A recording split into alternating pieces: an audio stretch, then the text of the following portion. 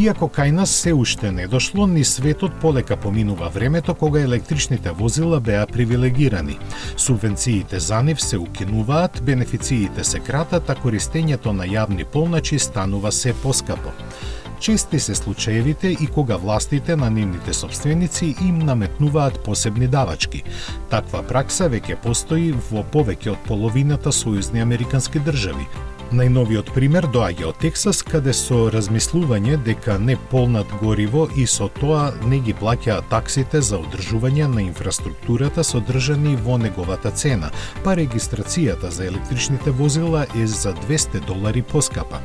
Истата сума треба да се одвои и во Алабама и Арканзас. Вашингтон наплатува по 150, а Северна Каролина по $130 годишно. Постојат и размислувања на собствениците на електрични возила да им се наплатува годишна такса во зависност од бројот поминати километри, кои, ако се реализираат од корен, ќе го изменат начинот на финансирањето на службите за одржување на патиштата.